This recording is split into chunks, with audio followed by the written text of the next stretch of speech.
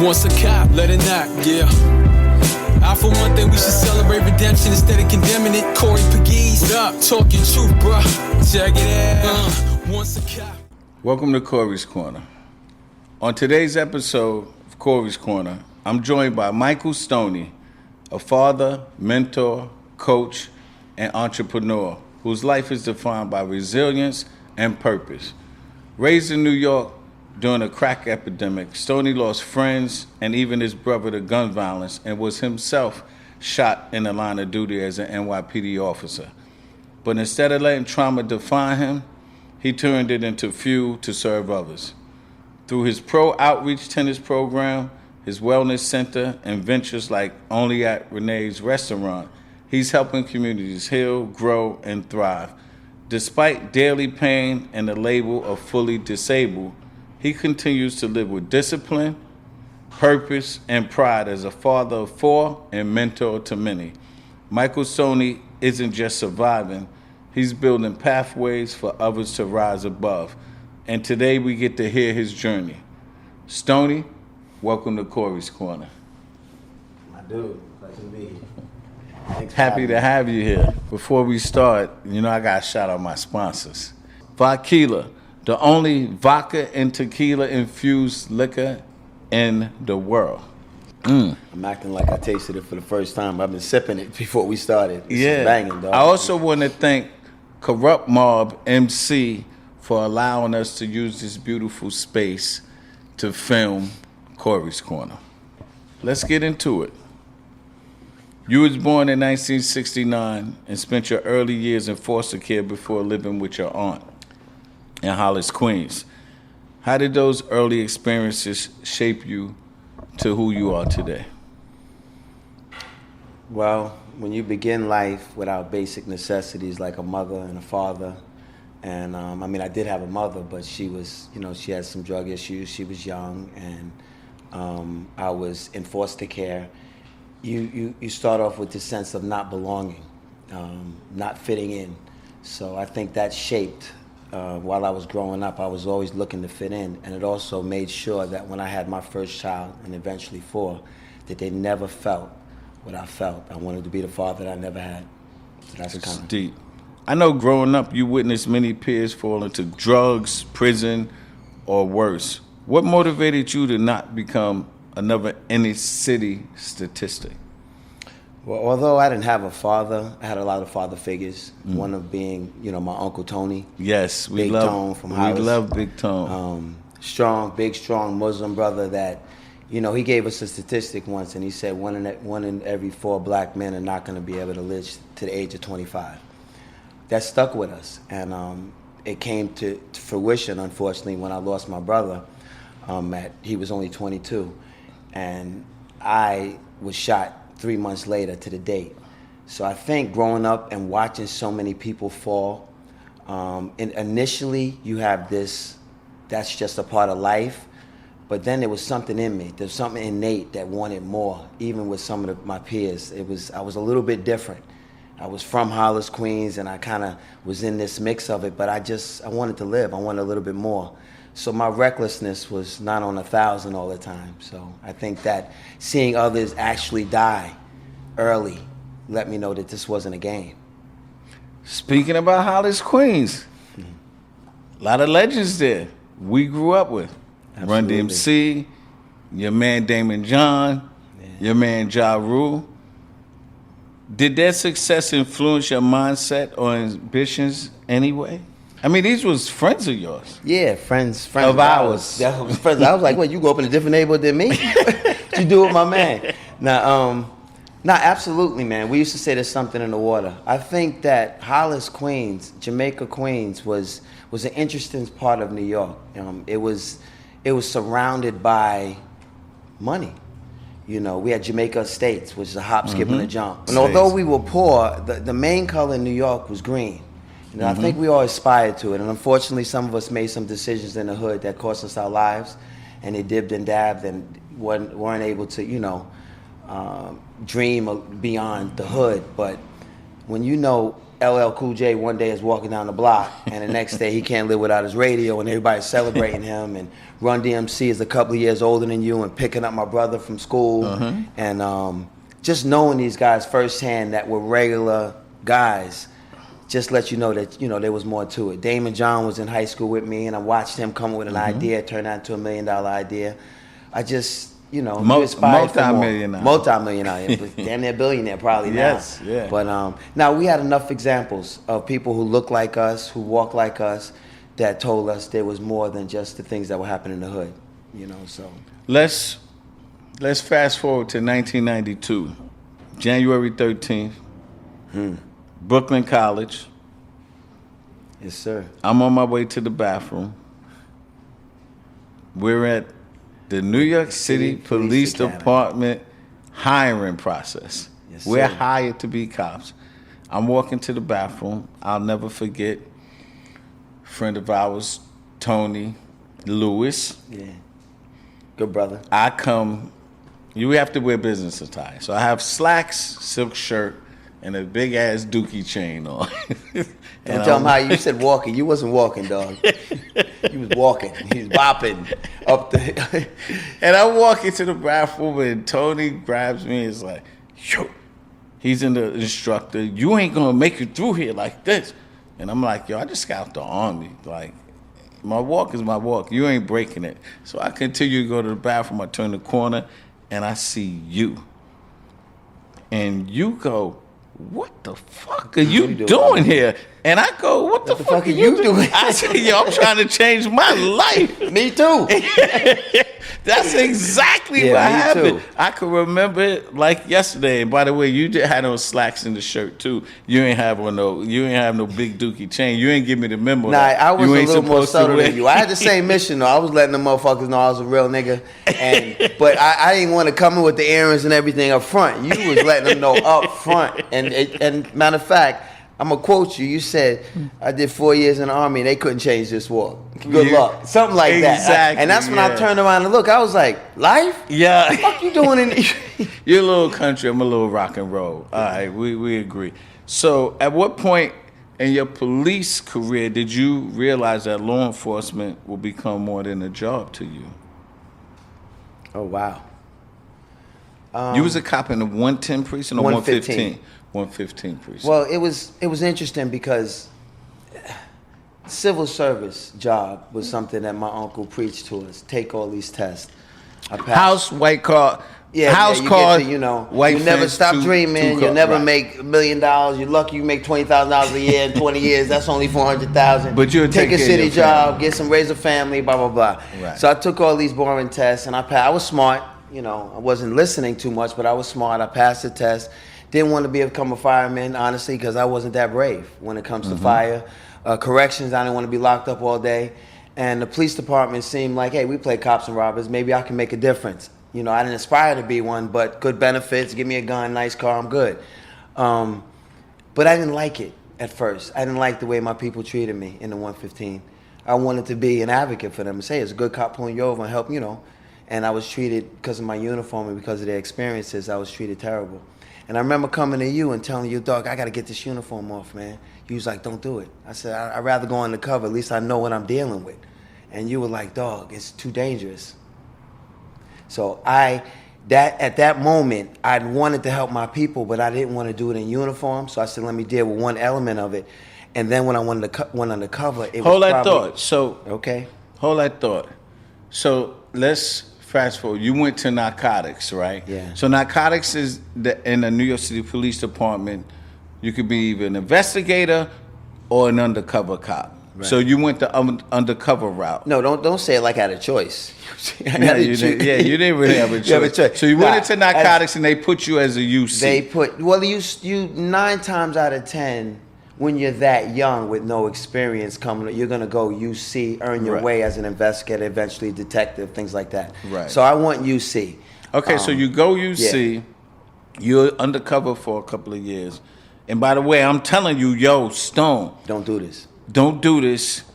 We need to be the sergeants. Yeah. Because I had a military career, so I knew in the military rank structure, we need to be bosses. we were selling drugs. We can't be buying drugs. It don't fit. So let's fast forward to one night. You get an assignment. You in Brooklyn. You got to go do a buy and bust operation. You're with your partner, who, by the way, ended up being the highest ranking uniformed member of the New York City Police Department, Rodney Harrison. So you go on a buy and bust operation. Follow us through that. Probably the worst day of your life. And best. I survived it. You know, Absolutely. So I look at it from both angles. But okay. That night, I don't want to get too emotional over that, because believe it or not, even though it's 30 years, it still hits me. Of course. We begged not to go out that night because I knew that the move that the police department was making was too dangerous. They didn't have good intelligence on what they wanted. It was leading the city in homicides. There was a gang war going on that corner, the 7-9 and 8-1 precinct. So they give us all of this stuff, and I'm like, so send in an undercovers with no vest, and how are we gonna solve anything? As if we can't go out there at 10 o'clock. But a lot of people didn't know that a lot of the undercovers, their intelligence was the backbone to solve bigger crimes. Right. So when they're leading the city in homicides, they like to pick up, the streets at 1, 2 in the morning and bargain for information that's bigger than what they're doing. I thought the same guys were out there at 10. I didn't want to go out there at 1. Growing up in Hollis, 1 o'clock in the morning, you don't walk around unless Right. you know somebody. I've seen people get shot. Mm-hmm. So just for walking. Mm-hmm. So we get out there, we go out, and before we ended up going out doing a double shift, we hung out a little bit and discussed amongst ourselves that we weren't going to be a successful night. We're just going to get out, go through the motions. That's all we needed to do, because as soon as we got out the car, within the 2 minutes, we were in a gunshot. Rodney was being fired upon, I believe. I took a bullet in the arm and chest. I didn't know it. It was, what happened was I was out there ghosting him, and he was being challenged by a group of guys. For the audience that's listening, what Yeah. does ghost mean? They don't know what ghosting means. Ghost means you're sitting duck. Mm-hmm. Dangerous, basically. A ghost is put out there to watch an undercover's back. He's wired up. He's not to interact with anybody. He's there just to watch what's going on, the eyes and ears for an undercover. Not NYPD. We're not like blowing up your whole thing, but yeah. We have to tell the story so the people understand. I think by this point, I've seen enough stuff on TV. They gave way more than I'm gonna give. Shit. But anyway, so as a ghost, and which is why I was so opposed to going out that night, because it's extremely hard to fit in. If you're going out there to buy guns or meet with somebody on the street or crack, that's one thing. But if you don't have where you're going, you don't know where you're going, it's extremely challenging. So this group of young men thought we were trying to rob them. We know that because after everything happened, they said it. But I was watching him from maybe 200 feet away. Saw he was getting challenged. I alerted the team to move in closer. I was pretending like I was looking at a house or a brownstone to see if somebody was home to fit in. They probably know nobody lives there, or who knows. And they opened fire on me. I took a bullet before I knew it. When I turned, I saw my partner go to duck to get out of the line of fire as well. They assumed we were together and trying to attack them. Now, in hindsight. Right.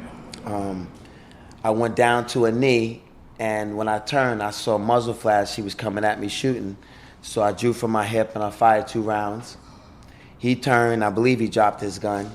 And then I saw, I'm gray area here, but I saw Rodney take pursuit after them, who didn't know I was shot. No one knew I was shot. Right. I alerted the radio, the team to move in. As I saw Rodney go, another guy came behind Rodney, so I fired another shot to hopefully keep this guy off of Rodney. And and then I think I passed out. And then I started going back and forth on the radio. Oh, I'm sorry. Let me back up. The team pulled up to me, and I was down on one knee, and they said, where's Rodney? Because we weren't together. And I said, he went that way. And they went and got him. And after they got him, they kind of left me on the corner. I never said I was shot. So they wanted to get him safe first because he was with the guys dealing with the guns. And I said over the radio, I'm shot. After they said, we got Officer Rodney, he's safe. I said, okay, I'm shot. And because I'm such a wise ass and a clown, not that I would ever joke into being like, there was this frozen moment, like we just passed this guy. Mm-hmm. And then, you know, the rest is history, man. They came back, and, you know, lost half my blood. You lost 60% of your blood. I'm at a wedding that night. I'll never forget. I'm in Astoria Manor. And so for the audience that don't know, like, before I get emotional, we're very, very, very good friends. This is my brother. And I get a beep. I think a beep. Probably a beep. We had beepers at that time. That you were shot. And I immediately get up out of the wedding and I go to the hospital. It's like the longest drive for me. And I'm all emotional, and I get there, and you're laying in the bed, you got some tubes or whatever, and you're looking at me, and I'm like fucking crying, and you're like, I'm gonna be okay, I'm gonna be okay. And that just lifted me up, because the call that came in, or the beep and the text, and then I called them back, was like, you gotta get to the hospital now. And I thought that I was losing my brother, but glad you're here, man. Me too. And you survived that. And the mayor of the city of New York, Rudolph Giuliani at the time, promoted you to detective in the hospital, I believe, at that time? No. Bedside? Actually, bedside. I have to give a shout out to my ex-wife, Maria. Maria, yes, my sister, Maria. She got the phone call that I was shot that night, and then the phone call dropped. So I was shot, and that's all she got. And then anyway, they sent her. They brought her up to the hospital, and it was Bratton and Giuliani. I remember his dirty shoes.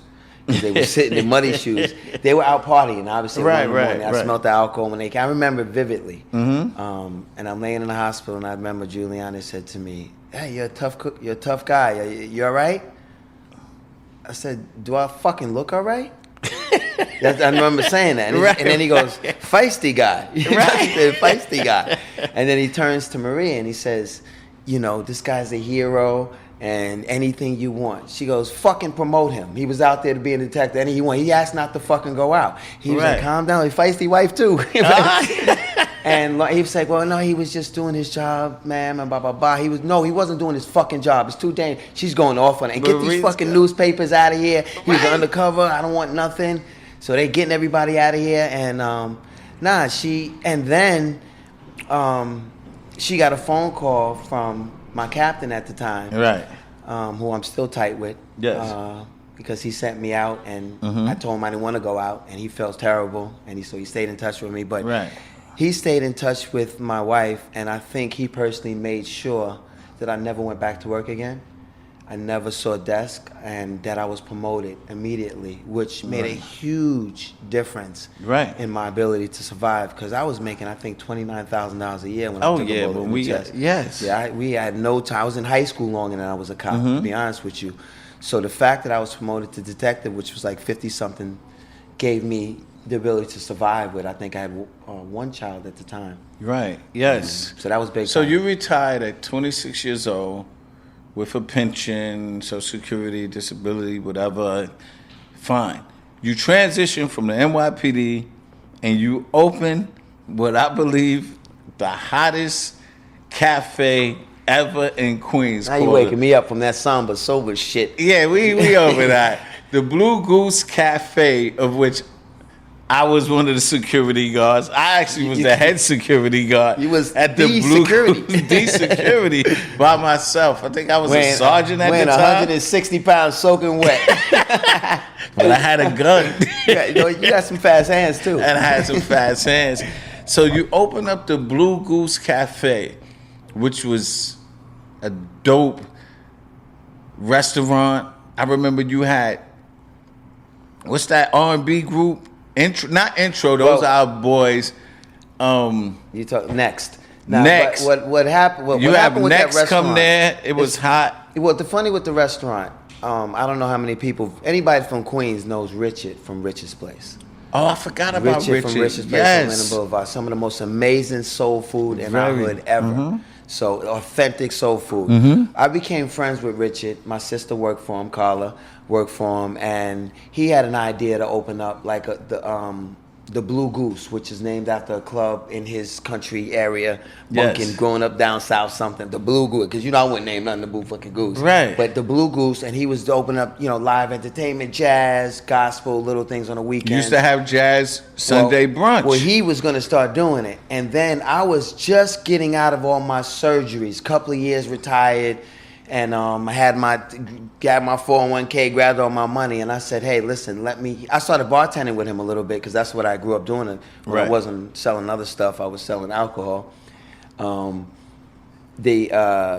Richard said he wanted to make the place cool, and if I invested some money with him, he partnered with me and let me run it. Eventually, that turned into him just giving it to me and him providing the food. Then I hired Born, the cook. Yes. And because I had some great relationships in the entertainment world, you talk about growing up, from Irv and Ja Rule and 50 Cent. I mean, those are all guys that we grew up with. They were able to make sure that my club was the shit. I had Destiny's Child in there. I had a Next came in there. I mean, Kevin not Hart? just coming there. Not Kevin Hart, but everybody else. Talent was my host from comedy, so he had everybody. Freddie Ricks. I mean, just everybody that was doing comedy back then. But that was that taught me that I did not want to be in the club business. I'll tell you that right now. I had a lot of fun, made some good money, a lot of fun. But one New Year's, I closed down and said, too many of the people that I love are risking their life to party with me, because not everybody knew how to behave in that neighborhood. And when I'm finding guns and we're getting into fights, and I was like, we got to stop this, dog. And you're risking your career, because you weren't retired at the time. And your cops running in the spot. And I'm like, damn, what side of my lower on my arm? And my boys risking. So I always had this uncanny way of bringing the thug of thugs that I used to be with and the most preppy good people and bringing them together for a good time, which I'm still doing, by the way. But back then, it got too dangerous. Mixing. I can imagine my sister getting hurt because she was in a bar and somebody had a fight. So I just shut down and I moved on and said I moved to Virginia after that. And now, let's hear from our sponsor. This is not your average vodka. This is Vodkila, a decade of cultured excellence. The best of both worlds, the true taste of victory. A delicious dyad spirit, the world's finest blend of vodka and tequila. Vodkila, the perfect blend. From rooftop parties to quiet moments with friends, Vodkila brings the flavor, the fire, and the unforgettable. So pour it, share it, live it. Vodkila. Visit vodkila.net and order yours today. I'm Michael Stoney, and this is Corey's Corner, where he always keeps it right, not real. After New York City Police Department, you got shot in the line of duty. You open up the Blue Goose Cafe, and then you start a clothing line called Doug, D-U-G, Down Under Gear.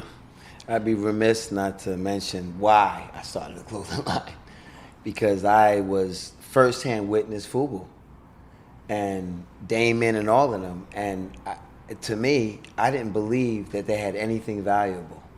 I was not a believer, to be honest with you.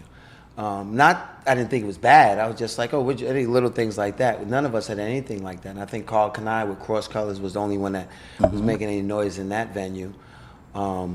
So after I retired from the police department and I was running this club and decided to get out of that, I was inspired by what they had done, but didn't want to be copycats. So I remember going to they used to do this annual party in Harlem, bus trip, where they go, corrections, police, ski trip, right? Something, whatever. And they had mail auctions where you had to go out and buy intimate, And I remember me and Marlon trying to buy stuff to be cool and seeing that it was very underserved for men.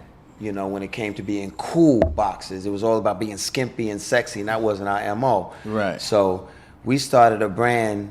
We wanted to start a brand called Doug Down Under Gear. Just doesn't matter who you're on top, just put us down under and encourage men to get dressed before they get dressed, and give them an iconic logo that encouraged men from all walks of life to dig deep. And that's how Doug was born. So it was inspired by FUBU, but we want to do men's intimate apparel and a lifestyle brand for men to encourage them to dig deep. Well, hold up, because you being too light here. The Doug logo, before you even had the clothing line, it was in like 15 music videos. I'm not talking about mom and pop videos. I remember R. Kelly, Ja Rule, it was LL, Todd. Now Todd was FUBU. He Todd couldn't was give us, FUBU. and thank God he helped put them on the map along with but Damon Owens. you had some major celebrities Leonardo DiCaprio, wearing Leonardo DiCaprio. Sex on the City. I had I forget. How did you get the music industry and the entertainment industry to believe in you before? This is before the line. They were just doing samples. Well, when I first started, the first thing we did, we created this lifestyle brand. We weren't designers, me and my partner John. Right. We were not designers. We were building a brand. We were brand builders before our time. So the first thing we did, we created this logo, which was an iconic digging man. And when we tried to bring it to someone to help us take it to the next level, they said black people don't know if they're going to wake up tomorrow, much less wear loungewear. So we were insulted. So we went to our buddy, and this is what you say about growing up in Queens. I was in kindergarten with Hype Williams. So we went to our buddy Hype, who was tight with James Paris and all of the guys that were shaking and moving. And we had this idea, and Hype was making videos. Hype, I'm selling him short. Hype was the video maker. He was Janet everything. Janet Jackson, Busta Rhymes, J-Lo. I remember him telling us, we graduated from Andrew Jackson together. I went to St. Pascal's with him, so I know him very well. So he said, listen, dude, I'm doing my thing. I can basically introduce you to some of the guys that are out there, JC, when I'm doing these videos, but I can't ask them to wear it. So he put us in front of people, and we just pitched our story, and they liked our brand, and one thing led to another. Before you know it, Tony Braxton, everybody coming to the office, they're grabbing stuff, and there was nowhere to buy it. We didn't know what we were doing. We were saying we have a logo, we want to make it popular. So everybody's like, so we frustrated the industry, yes. You know. And then they said, the guy told me, you guys built a Rolls Royce label with no car. So we were known in the industry for that. But then we were able to walk the Vegas show. And while walking the Vegas show, we were able to impress some people in the industry who invested in us and raised $3 million, and were able to build our own. I had so much Doug gear. Yeah, you was just giving me all kind of. I was doing parties. I had silk boxes. People still got Doug gear. I don't anymore. I don't have it. Everything I've had is gone. I hit you recently. Give me love with some Doug gear. There's a segment in Corey's Corner. Many people know, close friends and family know that I'm a basement DJ. My DJ alias is DJ Spitfire. Mm-hmm. So I just created in Corey's Corner a Spitfire segment.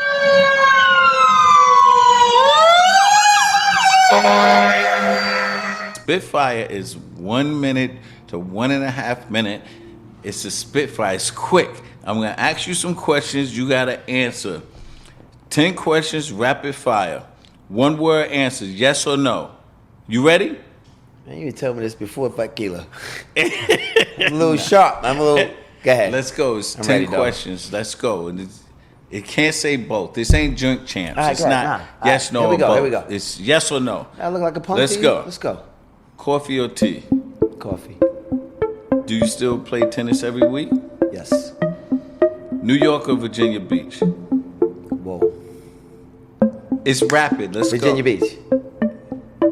Virginia Beach? Dog, to live what? Okay. That's your answer. It's rapid. Is discipline more important than motivation? Motivation. Okay. 1 word to describe yourself today. Humble. Do you believe pain builds strength? I believe you can't get anything without pain. Okay. Favorite season, summer or winter? Summer. Can mindset heal the body? Yes, sir. 1 word that defines success for you. Breathing. Do you believe everyone deserves a second chance? Yes, sir. Okay, last question. 2 songs. Good Night or Siren? Come again? Good Night or Siren by Stoney. Whew. This is rap is fire. Stoney, by the way, is his daughter, who's an R&B singer. So I'm gonna have some family problems here. He need to answer this question. So when Stoney, hey niece, when you hear this, the other song he don't pick, he don't like. Good Night or Siren? Let's go. I gotta go Good Night. Only because I can't stop singing that shit, and because she just did the video for that. It's Yes. stuck in my head. Yes. Stuck. Good Night. But I love her 30 songs that she's done. How'd I do? All right, you did great. Okay. Thank you for participating Thanks for in having me, dog. Spitfire. I love it. Before we get into the powerful work you're doing today, I wanted to share something with my listeners. So with my listeners, I want y'all to know, I have a book, best-selling book called Once a Cop, The Street, the Law, Two Worlds, One Man. I need y'all to promote, purchase. You could get it on Amazon. You could go to every Barnes & Noble in the world. Now, in the U.S. and Canada. You can get it in the U.S. and Canada. Once a Cop, The Street, the Law, Two Worlds, One Man.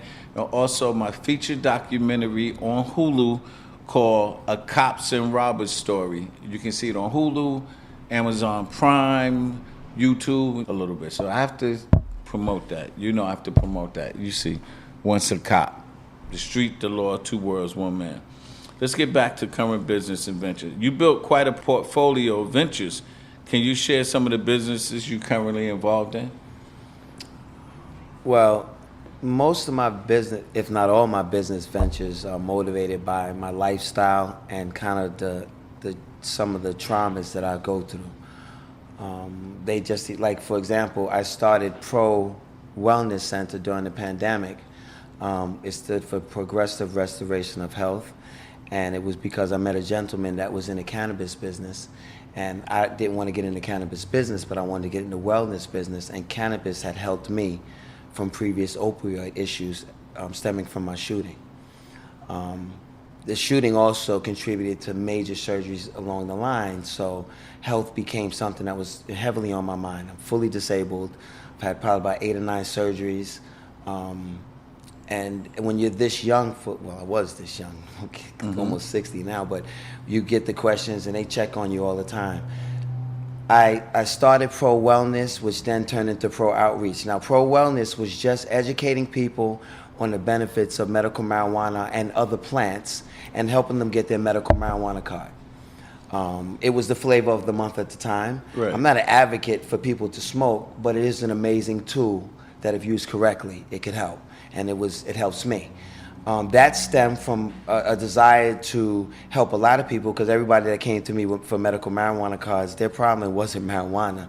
They were using that as a mask. And Right. that motivated me to get more into the outreach part of it, which was encouraging, which was based on kids. As a father, a fatherless father, I saw how many, especially in the medical marijuana business, I saw how many people were abusing the drug because they had actual issues and they were depressed and they weren't just abusing it.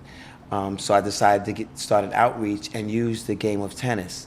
And the outreach, because I was teaching tennis to my kids and I saw how it benefited them, it forced me to really... Hold on, wait. Let's just... I'm going too fast? No, let's just back up, because for the listeners, like, you gotta understand, we grew up in, they call it the north side of Queens. It's really not the north side, it's actually east when you look on the map.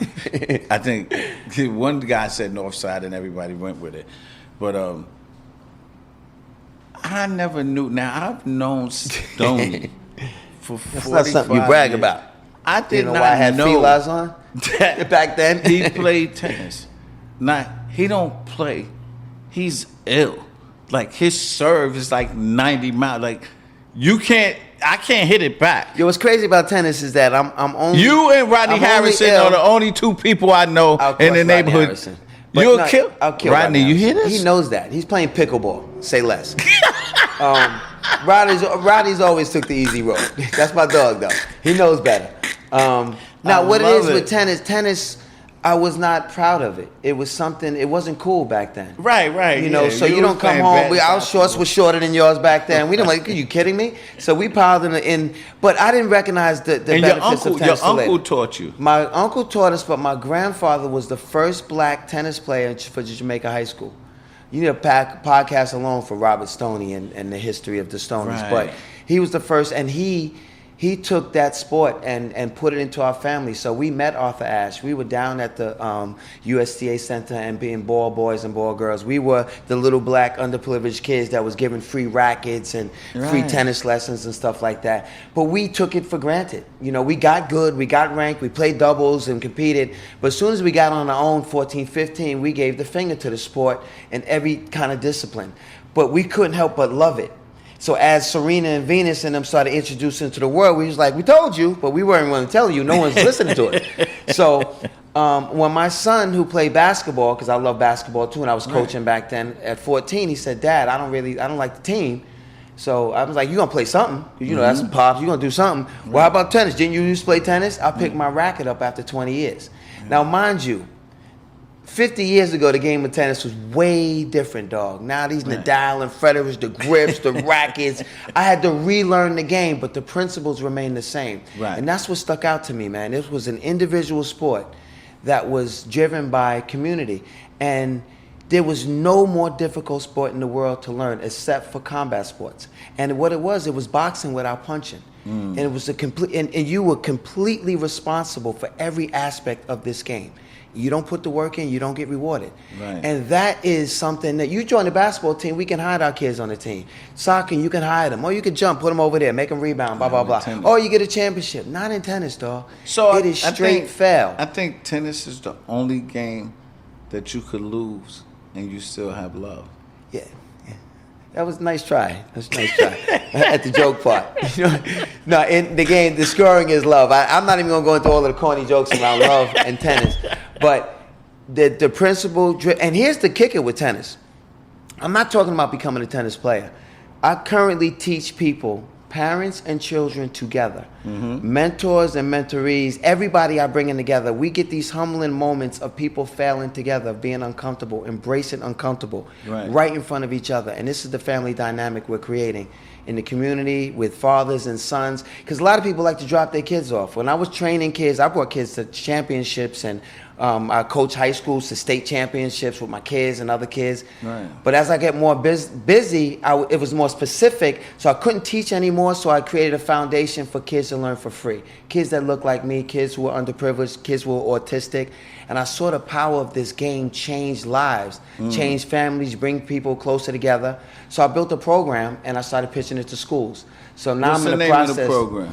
It's called TIMS, Tennis is My Source, and it's basically a 6 months program that teaches you how to play tennis, not be good, but just learning the game of tennis changes your life. You don't have to be good.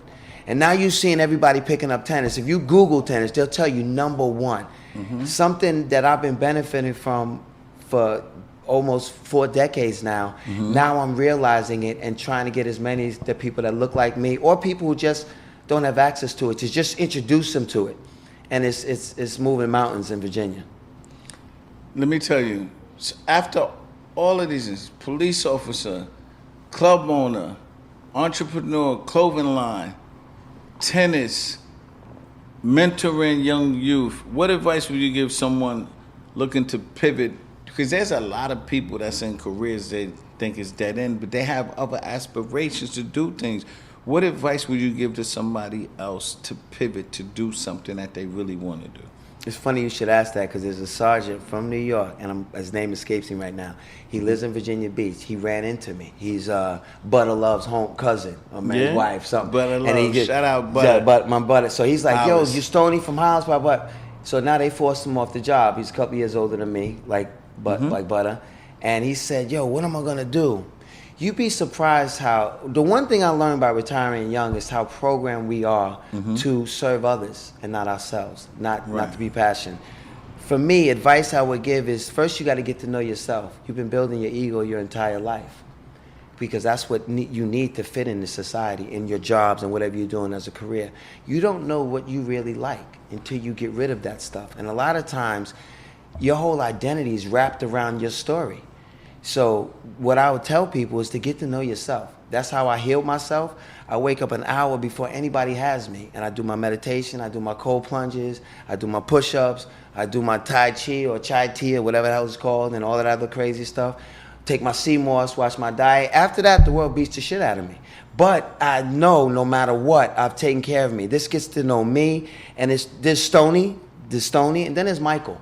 Mm-hmm. You know, the person that didn't, you know, the little kid that built Stoney to survive in this world. Mm-hmm. I wanted to get in touch with Michael as I got older. So as you're retiring, get in touch with you, then the answer's in your heart. You know, there's no answers outside of you that are not, you know, period. I remember you and I being at a retirement or a promotion party. Same difference. And you saying to me, we the only two people that can see, that we can see our tool. Everybody else got these big bellies. I never forget that. So I was like, yo, I gotta keep working out, because Stoney can't be the only one person that can see his pecker. That can see his pecker. Nah, so you know, man. Let's go. You want something that I never even thought about ever, RVs and campers. What's up with the RVs and campers? Man, As a matter of fact, when I called you the other day, you told me you was going to be in New York. I didn't know. I called you for something else, and you was like, oh, I'm about to fly down to Virginia to speak. You was like, yo, I'm going to be in New York this week.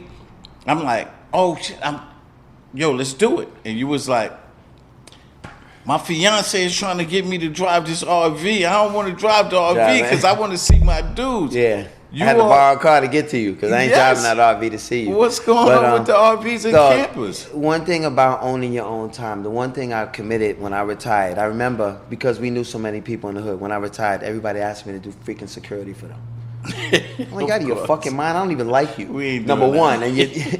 But I'm willing to try anything, dog. As far as we've been kept away from certain things in the hood. You know, mountain climbing, hiking, and it's really, really sad that nobody looks like me when I'm out there doing it, man. Right. I'm RVing, and I'm having a ball out there, and I'm glamping. I'm a little bit of a punk, but I'm glamping. I'm in a nice RV, in and out, but I still ain't seeing nobody my age. I ain't seeing nobody that looks like me, and these lifestyle things that I'm trying, I try them. If they enhance my life, I keep them. Right. RVing is one of them. So I'm turning my backyard into an RV park. So you be like in RV parks, when you drive, you stop and you go into an RV park? Or more importantly, because I have a dog. You know how scared I would be to just park somewhere in a park somewhere? It's not as scary with a 380.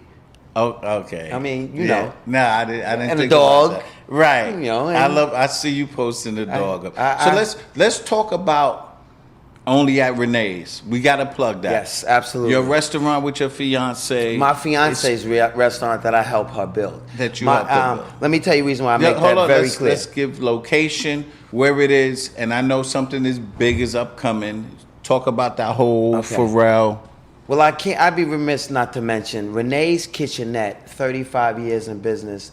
Her father, may he rest in peace, Ernie Dizon, built that from the Philippines, and when they came over here. It's a Filipino restaurant. Okay. My current fiance, who I've known for 20 years now, she was into fashion. That's how I met her, and is an amazing designer, but decided to go in. When she got with me and moved to Virginia, she said, I'm not living off you because you don't have enough money. I'm building my own shit. Mm-hmm. So she decided, and I helped her build Only at Renee's in Virginia Beach. But it's their brand. It went from Renee's Kitchenette. She built Only at Renee's and became extremely celebrated. The only one actually cooking in Virginia Beach. No buffet. It was cooked to order, and she was featured in every major publication that you need to be to get on the map. She was invited recently, and I helped her run it because I grew up in the restaurant business. I knew bartending, so I helped her run it. And now, recently, we're invited for an opportunity to take us to the next level, take her business to the next level, which is to open up with Pharrell in Atlantic Park in Virginia Beach. We are a small little entity amongst giants with regards to monetary, but I've been telling her I'm big as life anyway. We are big as life, no matter how much money we have. Exactly. So we're building this, and we're opening up next to the Dome, and they're gonna, benefit from being in probably the first Filipino restaurant in the tourists. They remind me of our culture a little bit, but they're just behind us. I remember when there was no soul food, when you know when Sylvia's got popular, and they're going through that transition right now as an Asian culture and the Filipinos, and I'm happy to be a part of it, and extremely successful. And I've used that along with my other business to, they kind of all feed each other. Man, listen, this is such a great opportunity for you to come and sit. For not only you, my brother, you know, you my friend. I love you. Love you too, already my dude. know how it You know is. So we're about to close. Is there any parting message that you want to give to the listeners based on anything? Your life, a motivational statement, whatever you want to impart on the listeners. Wow, there's so much. I guess the most, I'd like to surround it around accountability and understanding that, you know, all our problems come from us. So we must solve them ourselves.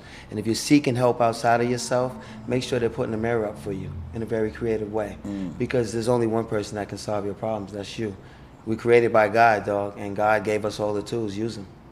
Yo, that's deep, man. I love that. Thank you for your Thanks journey. for having me, dog. Your wisdom and sharing your vision with us. My pleasure. For Thank the you for doing this, dog. Yeah, you my brother. I had to bring you on. For the listeners, if you found value in this episode today, please share with someone that needs inspiration, either family or friends, and stay tuned for more deep conversations.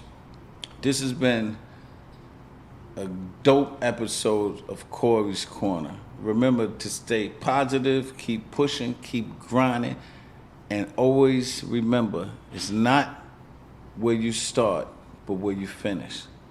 I am Corey Pegues, and I always keep it right now real. Peace. Once a cop, let it knock, yeah. I for one thing we should celebrate redemption instead of condemning it. Corey Pegues, what up? Talking truth, bruh. Check it out. Once a cop.